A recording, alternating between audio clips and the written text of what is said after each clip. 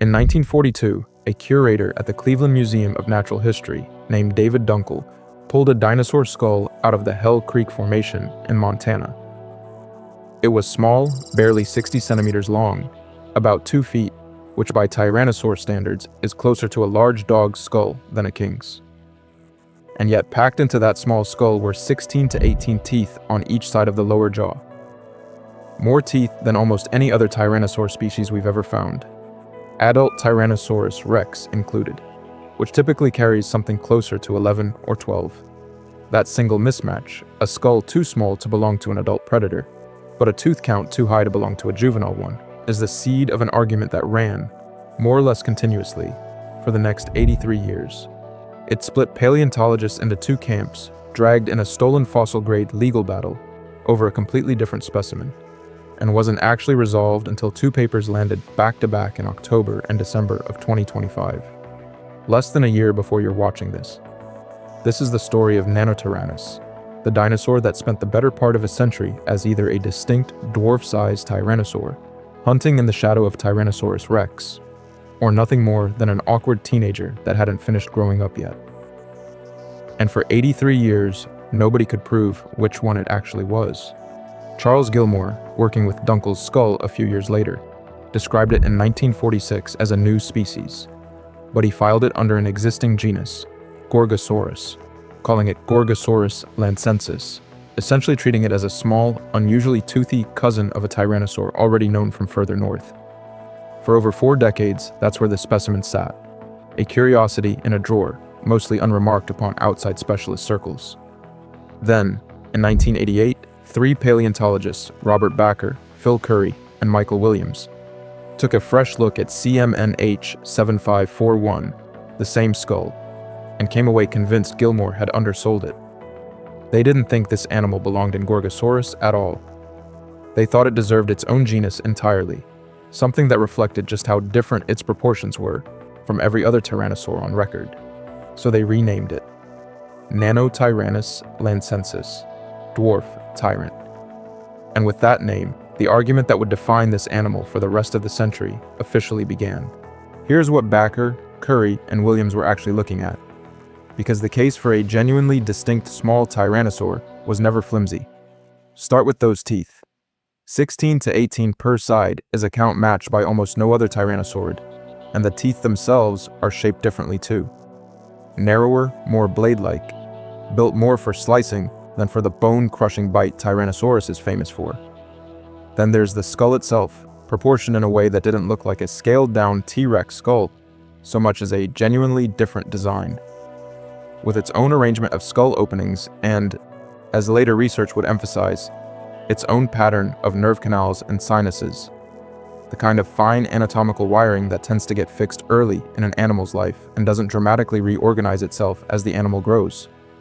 And that's before you even get to the part of the skeleton that, once more of it eventually turned up, became the single hardest piece of evidence to explain away. The arms. On an animal roughly 6 meters long, about 20 feet, Nanotyrannus was carrying forelimbs that were bone for bone and claw for claw, larger and more robust than the arms on an adult Tyrannosaurus rex, twice its length. If you've ever made a joke about T-Rex's famously tiny arms, you already understand why that comparison stopped people in their tracks. A teenager growing into an adult T-Rex should have arms that are, if anything, proportionally on the small side, not proportionally enormous. Something about that didn't add up if this animal was simply young, but the counter-argument had real teeth of its own, so to speak, and it came from a completely different branch of paleontology. Bone histology, the study of growth rings preserved inside fossilized bone, not unlike tree rings, that can tell researchers roughly how old an animal was and how fast it had been growing when it died. Through the 1990s and into the 2000s, researchers including Thomas Carr, and later even Phil Curry himself, one of the 3 scientists who'd originally named the genus back in 1988, began to reconsider. Histological studies on Nanotyrannus specimens showed a growth curve that looked remarkably consistent with a young, rapidly growing Tyrannosaurus rex, the kind of animal that puts on enormous amounts of mass in a short number of years before its growth rate plateaus into adulthood. If that reading was correct, then what paleontologists had been calling Nanotyrannus for over a decade wasn't a separate dwarf species at all. It was simply what a teenage T-Rex looked like, before its skull finished reshaping itself into the massive, bone-crushing adult form everyone recognizes. And this wasn't an unreasonable idea to land on. Dinosaur paleontology already had a well-known precedent for exactly this kind of mistake. Triceratops and a very similar-looking dinosaur called Torosaurus had spent years classified as two separate genera, until growth series research argued that Torosaurus might just be what an old, fully mature Triceratops looks like once its frill finishes developing. A single species that had accidentally been split into two based on catching different growth stages. If it had happened once in a dinosaur just as well studied as Triceratops, it wasn't a stretch to think it might have happened again with Nanotyrannus. By the 2000s and into the 2010s, the juvenile T-Rex hypothesis had become something close to the majority position taught in documentaries and museum placards as the more likely answer, even though a persistent minority of researchers never fully bought it. And then Jane showed up and made the whole argument a great deal more complicated. In 2001, a team from the Burpee Museum of Natural History, out of Rockford, Illinois, excavated a small, remarkably complete tyrannosaur skeleton from the Hell Creek Formation in Montana. Cataloged as BMRP 2002.4.1, but known to basically everyone by its nickname, Jane. Jane wasn't just a skull, Jane was close to a full skeleton, easily one of the best preserved small tyrannosaurs ever recovered, and that completeness turned her into the primary battleground for the entire debate for the next 2 decades. Researchers on both sides of the argument studied Jane's bones in detail, and both sides came away, unsurprisingly, feeling like the evidence supported their existing position. To the juvenile camp, Jane's growth rings and proportions looked exactly like what you'd expect from a young T-Rex still partway through its growth spurt. To the distinct species camp, Jane still carried that same suspicious combination. The high tooth count, the oversized arms, the skull architecture, that didn't look like it was going to grow its way into anything resembling an adult Tyrannosaurus rex.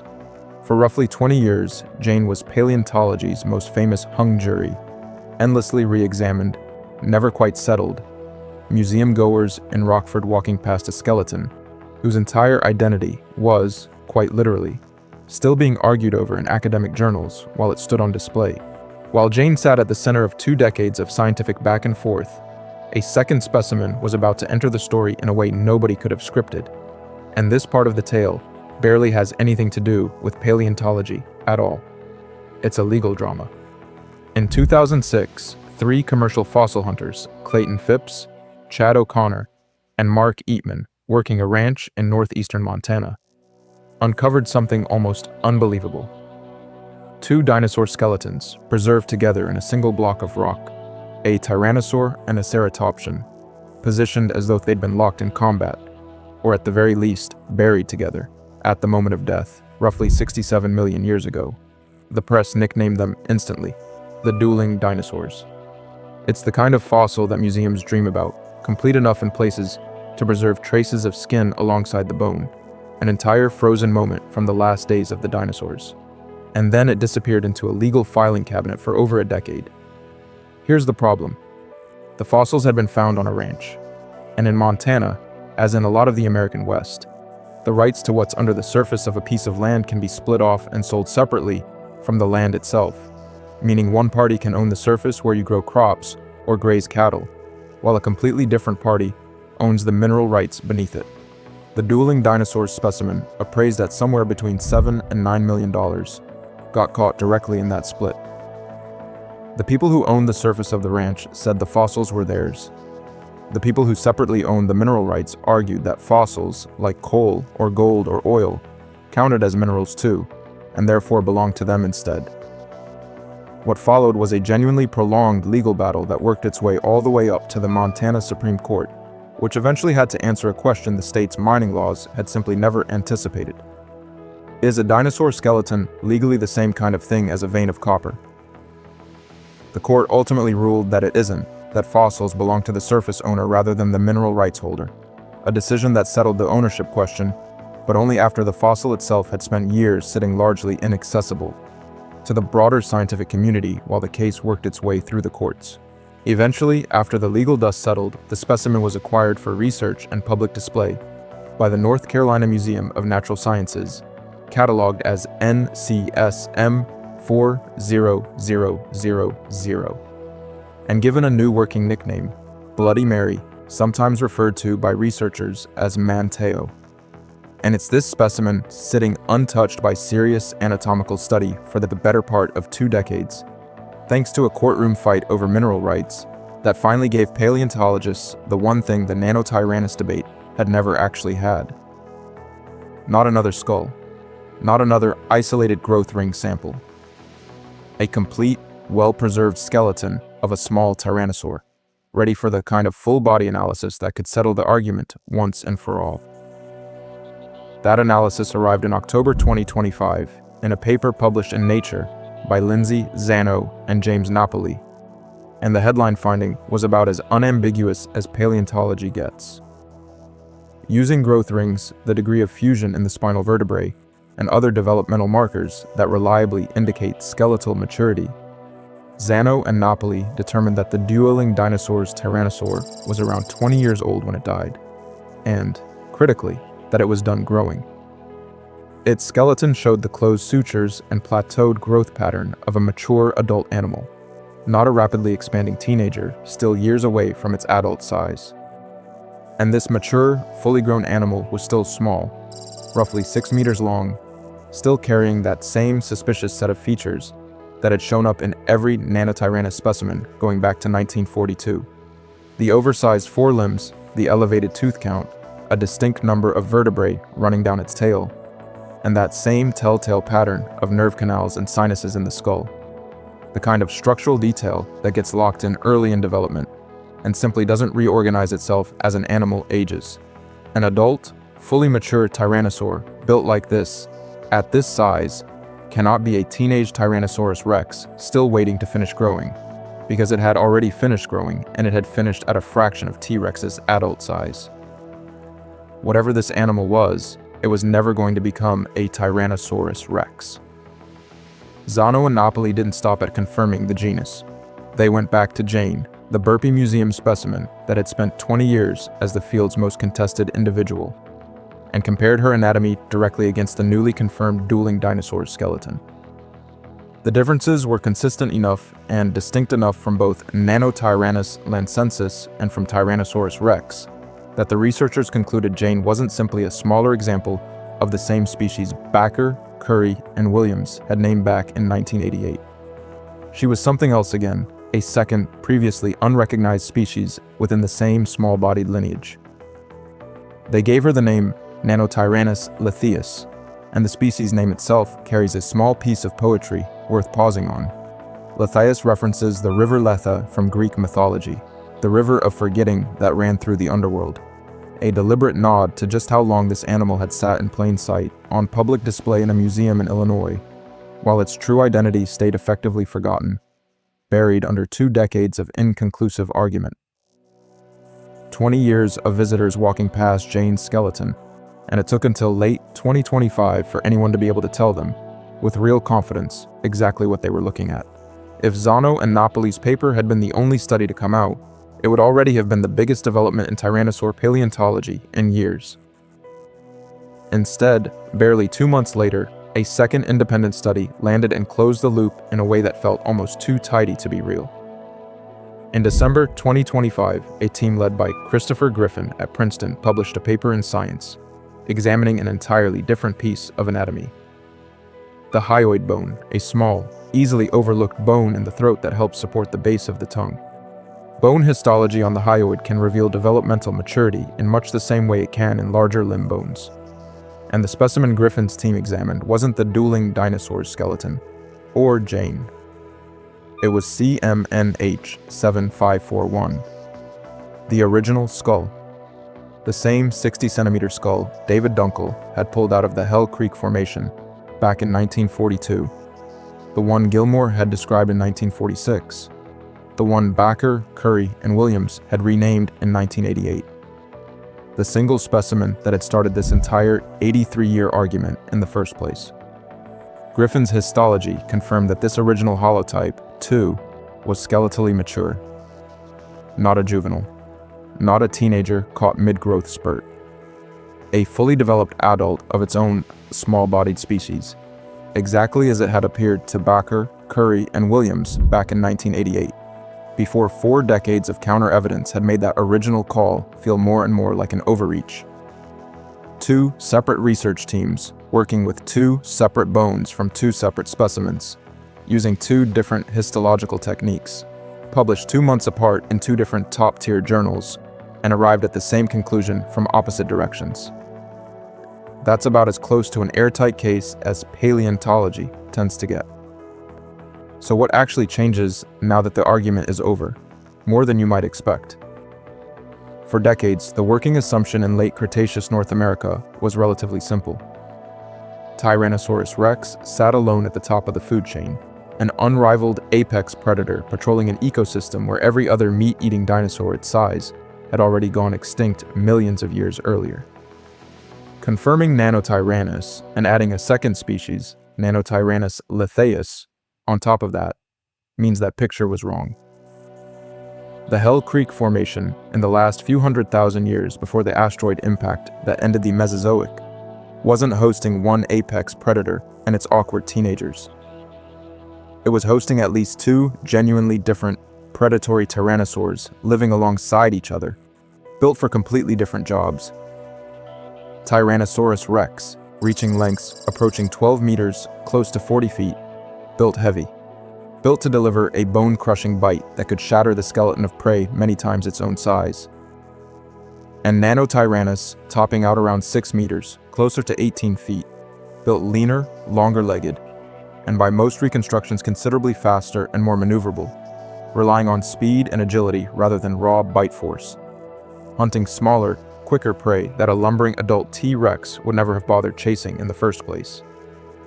2 predators sharing the same forest, the same rivers, very possibly the same individual hunting grounds, but almost certainly not competing directly for the same meals, each one occupying a niche the other one physically couldn't fill.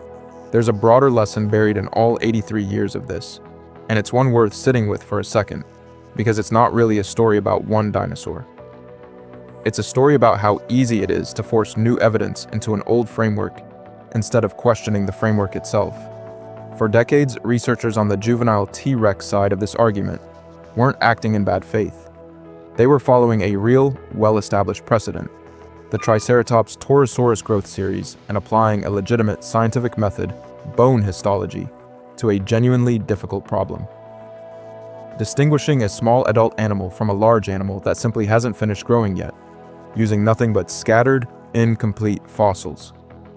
That's a hard problem. It took 83 years, 5 named specimens, a courtroom battle over mineral rights that had nothing to do with biology, and finally, 2 independent bone-by-bone studies converging on the same answer from different directions, before anyone could say with real confidence which explanation was correct. And even then, the answer that won out wasn't the flashy one. It wasn't evidence of a hidden super predator or some spectacular new anatomy nobody had ever seen. It was patience and growth rings and a small bone in the back of the throat that almost nobody thinks to study, finally confirming what a handful of stubborn researchers had been arguing since 1988. Somewhere in the Hell Creek Formation, 67 million years ago, a 6-meter predator with an oversized set of arms and a mouthful of unusually narrow teeth was moving through the same landscape as the largest bite in dinosaur history. And for 83 years afterward, we couldn't even agree that it was a different animal. It took until October and December of 2025, technically, while some of you were probably already subscribed to this channel, for that argument to finally close. If a dinosaur discovered in 1942 could keep scientists arguing for 83 years, it's worth remembering that plenty of fossils sitting in museum drawers right now are probably waiting on their own version of this exact story. If you want more of these deep, drawn-out paleontology mysteries, the Dinosaurus story from a couple weeks back is basically this exact kind of case, minus the courtroom drama. Let me know in the comments which unsolved dinosaur debate you want cataloged next, and subscribe to Claw Catalog if you want to be here when the next one finally gets solved.